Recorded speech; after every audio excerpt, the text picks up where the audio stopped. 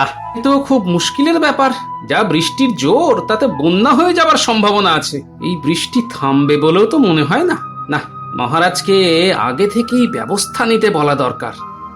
তুমি এই বৃষ্টিতে এখন রাজবাড়ি যাবে? হ্যাঁ, কেন মন্ত্রী নেই? সে কি নাকে তেল দিয়ে ঘুম হচ্ছে? সে যে যাই করুক, আমাকে তো আমার কাজটা করতেই হবে গিন্নি। এই দুর্যোগ মাথায় নিয়ে তুমি এখন রাজসভায় যাবে? হ্যাঁ? মনে তো হয় আজ কেউ আসবে না। হ্যাঁ, সেই জন্যই তো আমাকে যেতে হবে, মহারাজকে সাবধান করে দিতে হবে।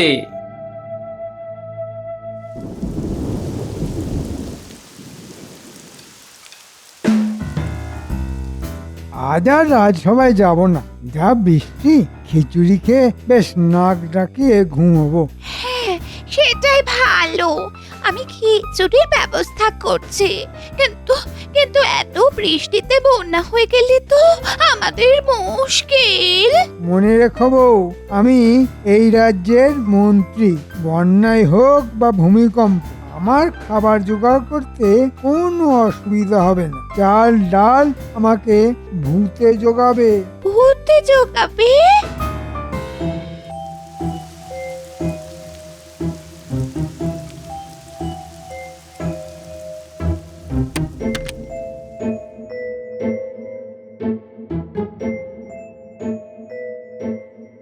এই দুর্যোগের দিনে তুমি কেন আসতে গেলে গোপাল? আগে যে কোনো দুর্যোগের দিনই মহারাজের কাজে লাগতে পারি, তাই ভেবে মহারাজ। তুমি এই রাজ্যের কথা যেভাবে ভাবো, এভাবে যদি সবাই ভাবতো, তাহলে তো আমার কোনো দুশ্চিন্তাই থাকতো না গোপাল। মহারাজ, আমার মন বলছে এই বৃষ্টি খুব খারাপ দিকে যাচ্ছে। বৃষ্টি থামার কোনো লক্ষণই দেখা যাচ্ছে না। তার মানে তো বহু লোকের বাড়িতে জল ঢুকে গেছে। তাদের কি হবে গোপাল? মনে হচ্ছে বহু লোক জলবন্দী হয়ে আছে মহারাজ। তাদের কাছে ত্রাণ পৌঁছে দিতে হবে। কিন্তু বৃষ্টি না কমলে তো ত্রাণ দেওয়ারও কোনো উপায় দেখতে পাচ্ছি না। হয়তো এই বৃষ্টি আর কয়েক ঘন্টার মধ্যে থেমেও যেতে পারে, কিন্তু জল যা জমেছে তা নামতে বেশ কয়েকদিন সময় লাগবে। এই সময়টাই মানুষের সব থেকে বেশি করে ভান্ডারে টান পড়ে, তখনই তো ত্রাণ দেওয়া প্রয়োজন। মহারাজ, রাজবাড়িতে যত চাল ডাল আছে সব জোগাড় করে রাখতে বলুন। কাল সেগুলি বাড়ি বাড়ি পৌঁছে দিতে হবে। ঠিক ঠিক, আসলে ওটা মন্ত্রীর কাজ। কাল নিশ্চয়ই আসবে, আর ওকে দিয়েই এই কঠিন কাজটা করাতে হবে। মন্ত্রী মশাই এই কাজ লুফে নেবে, আপনি দেখে নেবেন মহারাজ। হ্যাঁ, তাহলে তো খুবই ভালো হয়। মন্ত্রীকে দিয়ে একটা দুরূহ কাজ করানো যাবে। আজ তবে আসি মহারাজ, আর দেরি করলে সন্ধে হয়ে যাবে।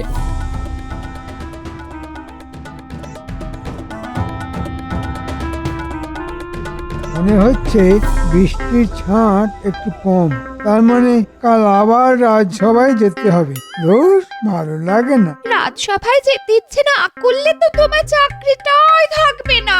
তখন আমরা খাবো কি? দেখো বউ, আমাকে ছাড়া মহারাজ কোনো কাজই হাত দেন না। আমাকে তার দরকার পড়বেই। তাই যেন হয়, তাই যেন হয়।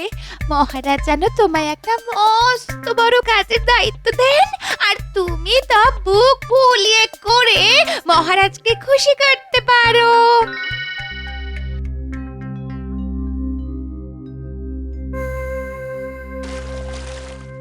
যাক, বৃষ্টি একটু কমেছে, কিন্তু ক্ষতি যা হবার হয়ে গেছে। কাল সকালের আগে জলমগ্ন অঞ্চলগুলিতে ত্রাণ পৌঁছানো যাবে না।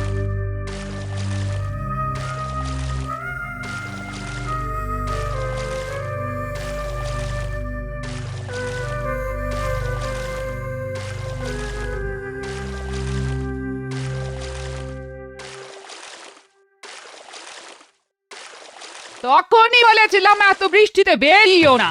সেই বেরোলে একেবারে কাক ভেজা হয়ে ফিরলে। হ্যাঁ? আরে আমি না বেরোলে কি বৃষ্টি কমতো নাকি?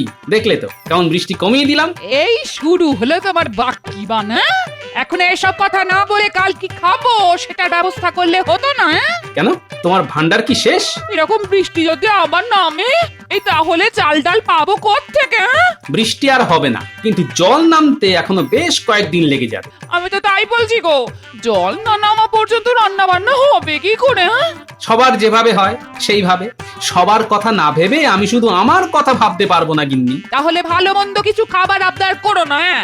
যা জোগাড় হবে তাই খেতে হবে। হ্যাঁ, গিন্নি, বন্যায় বাড়িঘর ভেসে গেছে, আর আমি চাইবো ভালো মন্দ খাবার। তুমি আমাকে তাই চিনলে গিন্নি?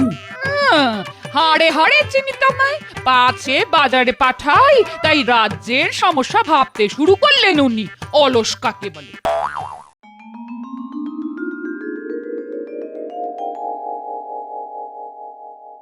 মন্ত্রী, কাল আসনি কেন? কি বলছেন মহারাজ? কাল আমাদের ওখানে যে কি ভীষণ বৃষ্টি হয়েছে তা কি আর বলবো আপনাকে।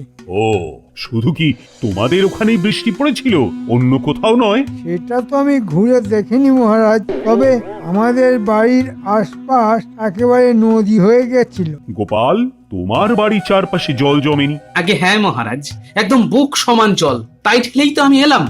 কাল ওই দুর্যোগের মধ্যে রাজ্যের মানুষেরা কতটা দুর্দশায় আছে তা কিন্তু মন্ত্রী জানা উচিত ছিল। আমি তো জানার চেষ্টা করেছি, কিন্তু এত বৃষ্টি যে... থামো থামো মন্ত্রী, আমার রাজ্যের কোথায় কোথায় মানুষ জলবন্দী হয়ে আছে তা আমার জানা নেই। তাদের কাছে চাল ডাল পৌঁছে দেবার কঠিন দায়িত্ব কিন্তু তোমাকেই নিতে হবে। মহারাজ, এত কঠিন দায়িত্ব নেওয়ার জন্য আমি কি যোগ্য লোক? আরে এ তো সাপে বড় হলো।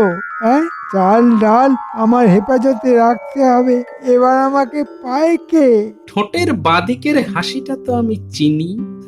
এবার চুরি করে মহারাজের ভান্ডার খালি করে দেবে বেটা। এই কঠিন কাজটা আমি তোমাকেই দিলাম। গোপাল, তুমি বরং মন্ত্রীকে সাহায্য করো। মহারাজ, ত্রাণ কিভাবে কোথায় কখন কাকে পাঠাতে হয় তা আমার থেকে মন্ত্রী ভালো জানে। ঠিক লোককেই আপনি সঠিক কাজটা দিয়েছেন। তোমার এই মুহূর্তে প্রথম কাজ দুর্গতদের কাছে ত্রাণ পৌঁছে দাও। মন্ত্রী, তুমি তোমার কাজ শুরু করে দাও। এত লোকের জন্য ত্রাণ? আমার তো প্রচুর মোহর লাগবে। মোহর নিয়ে চিন্তা করো না, যত মোহর লাগে তুমি নিয়ে যাও। যথা আজ্ঞা মহারাজ। মন্ত্রীমশাই, ও মন্ত্রীমশাই, আমরা বটা আর ঘটা।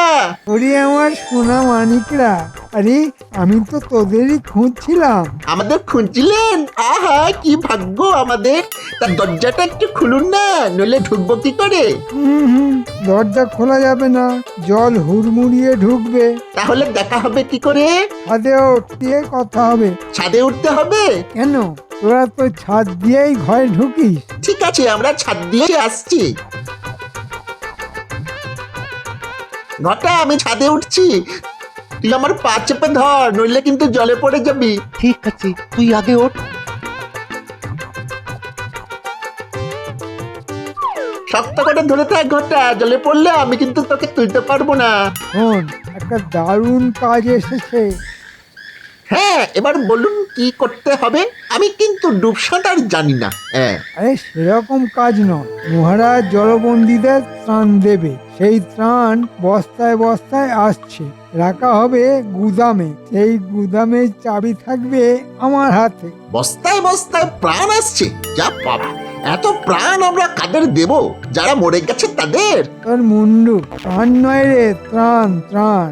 মানে যারা এখন জলের জন্য বেরোতে পারছে না, তাদের জন্য খাবার দাবার তো পাঠাতে হবে। এটাকে ত্রাণ বলে। মুখ্য কোথাকার। আপনার মধ্যে এত মায়া মমতা আছে তা তো আগে জানতাম না মন্ত্রী মশাই। আছে রে আছে, তোদের জন্য মন আমার বারবার কেঁদে ওঠে। তাই তো এই ত্রাণ কারোর কাছে যাবে না, তোদের কাছেই থাকবে। আমি সামান্য বিলিয়ে বাকিটা তোদের দিয়ে দেব। আপনার কথা শুনে আমার চোখেও জল চলে আসছে। কত ভালো আপনি। তা ভাগাভাগিটা কেমন হবে? কেন, যা ভাগ তা আদায় হবে রে। আমার জন্য তোদের প্রাণ কাঁদে না? সব সময় কাঁদে মন্ত্রী মশাই, কিন্তু প্রাণ কি করে আধা আধি ভাগ হবে বুঝতে পারছি না তো।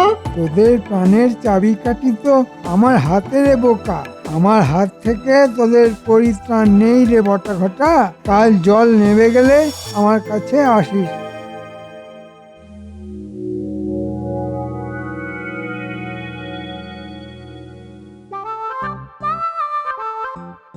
যাও, সবাই গিয়ে বস্তাগুলো ওই ঘরে রেখে এসো।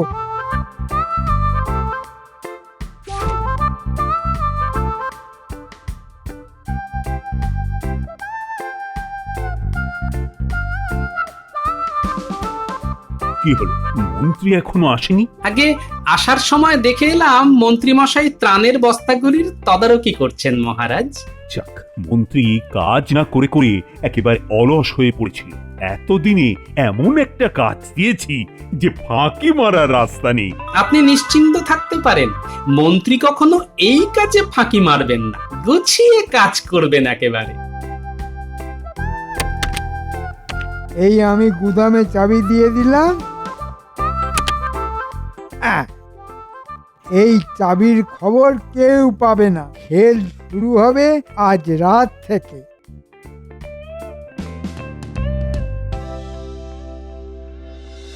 কোন বটা ঘটা, এই নে গুদামের চাবি।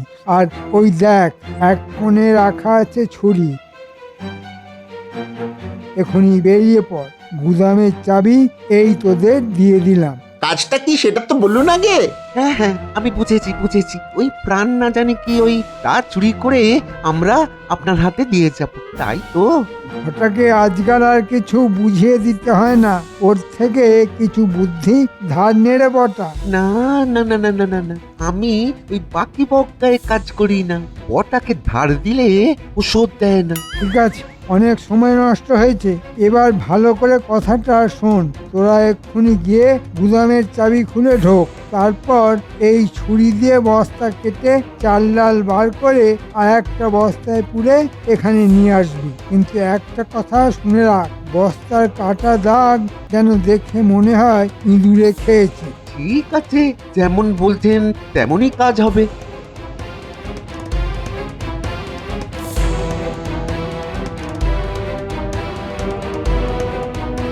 ঘটা, এই যে গুদামের দরজা দেখ তালা দেওয়া আছে, চাবি আমার কাছে। আয় তালাটা খুলি। হ্যাঁ হ্যাঁ, এই নে চাবি। হ্যাঁ দে। আমি চাবি ঢোকালাম, দরজাটা খুলে গেল। আয়, আয়, আয়, আমরা ভিতরে ঢুকি। আয়।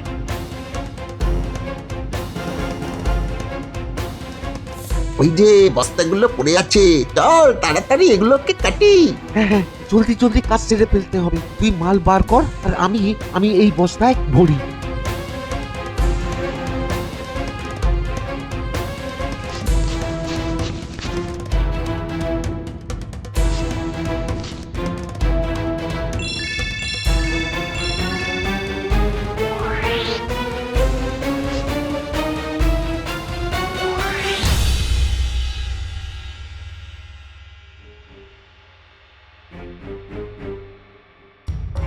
কি হলো মন্ত্রী, প্রাণ পৌঁছেছে? না মহারাজ, আগে যদি জানতাম এই ত্রাণ ইঁদুরের প্রাণ বাঁচানোর জন্য, তাহলে আমি এই কাজের দায়িত্ব নিতাম না। কেন কেন কেন, কি হয়েছে মন্ত্রী? বলো বলো, আমাকে এক্ষুনি বলো। ত্রাণের বস্তা কেটে ইঁদুররা সব চাল ডাল নিয়ে চলে গেছে। হ্যাঁ, এটা তুমি কি বলছো মন্ত্রী? চাল ডালের বস্তার সবকিছু নিয়ে চলে গেছি ইঁদুর?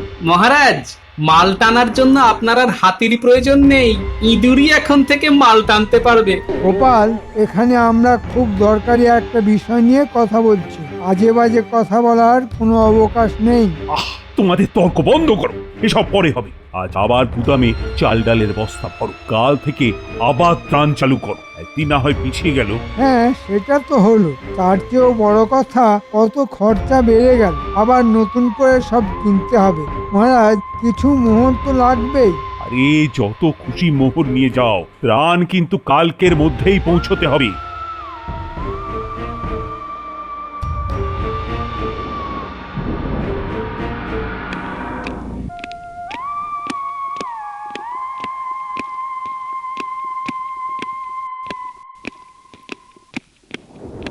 কি হলো গোপাল, তুমি আবার এত রাতে ফিরে এলে? মহারাজ, গুদামে যদি ইঁদুর থেকে থাকে তবে তা এখনো আছে। হ্যাঁ হ্যাঁ, তা তো বটেই। মহারাজ, আমার কাছে খুব শক্তিশালী ইঁদুরের গন্ধ বিষ আছে, তা গুদামে ছড়িয়ে রাখলে গন্ধে ইঁদুর আর ওদিকে আসতেই পারবে না। বাহ বাহ বাহ, খুব ভালো। তাহলে এই নাও চাবি। তুমি ওই গন্ধ বস্তাগুলো চারপাশে ছড়িয়ে রাখো গিয়ে। ঠিক আছে মহারাজ, আপনি একদম চিন্তা করবেন না, আজ রাতেই ইঁদুররা ধরা পড়বে বা মরবে। আপনি আজ একটু বেশি রাত পর্যন্ত জেগে থাকবেন মহারাজ, ইঁদুর ধরে তো আপনার কাছেই নিয়ে আসবো।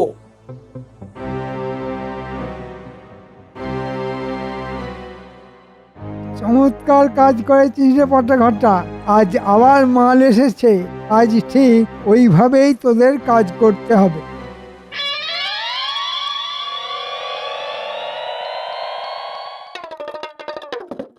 আরে গোপাল, এত রাতে?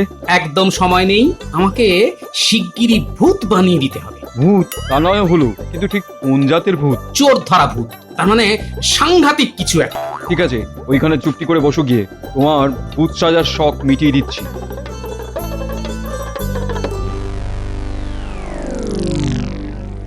ঘটা ঠিক কালকের মতো, বুঝেছিস? এক কাজ একইভাবে দুবার করতে ভালো লাগে বল। বাবা, আজ আবার একটা টিমটিমে আলো কেউ লাগিয়ে গেছে, ভালোই হয়েছে, দেখতে সুবিধা হবে। ওই যে বস্তাগুলো দেখা যাচ্ছে রে, তুই ওদিকটায় যা, আমি এদিকটা সামলাচ্ছি। গুলটে, ন্যাপলা, যা বললাম তা মনে আছে তো? ঠিক মতো করতে পারবি তো? হ্যাঁ হ্যাঁ, কেন পারবো না?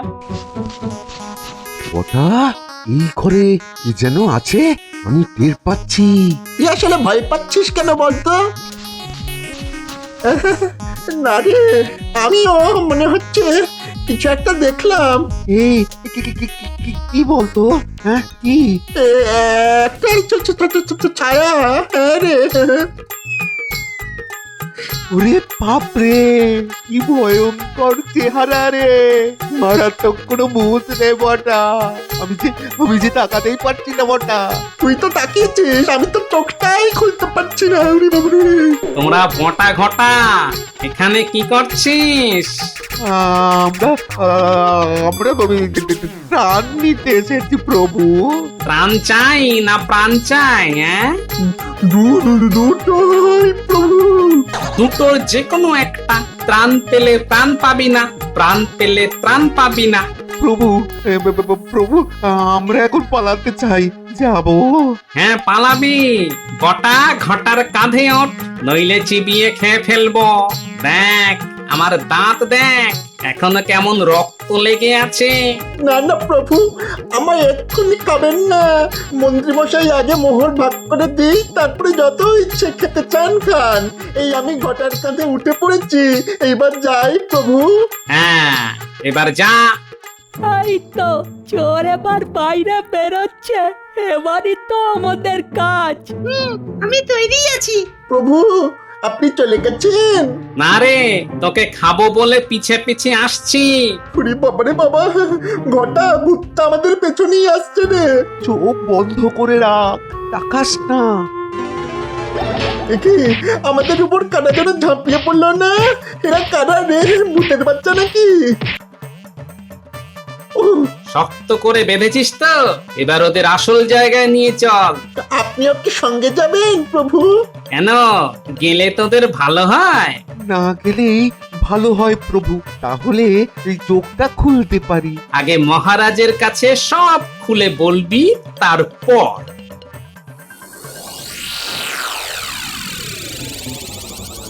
এত রাত হচ্ছে কেন?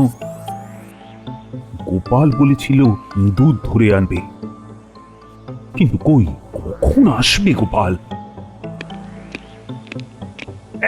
এটা কি এখানে এলো? না না মহারাজ, আমি ভূত নই, আমি গোপাল। ভূত সেজে ইঁদুর পাক পেয়ে এনেছি। এই যে দুই নেংটি ত্রাণের বস্তা কেটে সব জিনিস নিয়ে গেছে। এদের নাম বটা আর ঘটা।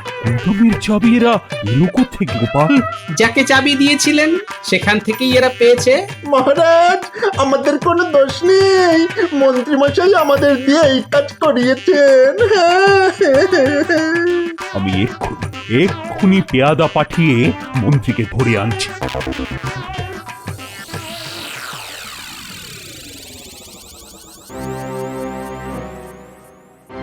এতক্ষণ তো লাগার কথা নয়, কেন লাগছে? ধরা পড়ে গেল নাকি? হ্যাঁ, এই বোধহয় এলো। দরজায় কে যেন খুটখুট করে শব্দ করলো। যাই, দরজাটা খুলে দেখি। বটা ঘটা এলি নাকি রে? এই যে মন্ত্রীমশাই, মহারাজ আপনাকে তলব পাঠিয়েছেন।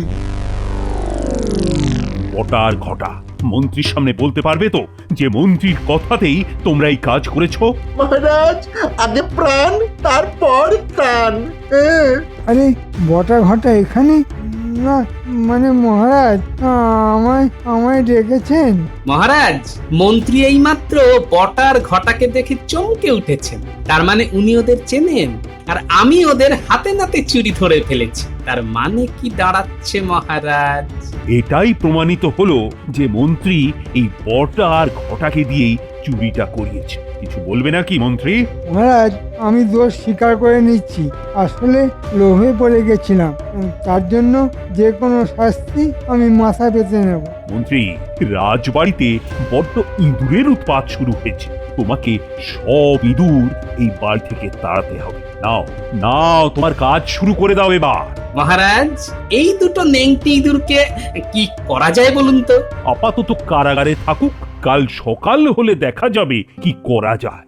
আর তোমাকে আমি এই 100 স্বর্ণ মুদ্রা পুরস্কার হিসেবে দিলাম। মহারাজ, এটা আমার প্রাপ্য নয়। আমার খুদে বাহিনী না থাকলে এই কাজটা করতেই পারতাম না। ধরে নাও, এই পুরস্কার আমি ওদেরই দিলাম। মহারাজের জয় হোক। রাত থেকে ছুটে যাচ্ছি, একটা ইঁদুরও ধরতে পারছি না। এবার আমাকে শুলেই যেতে হবে।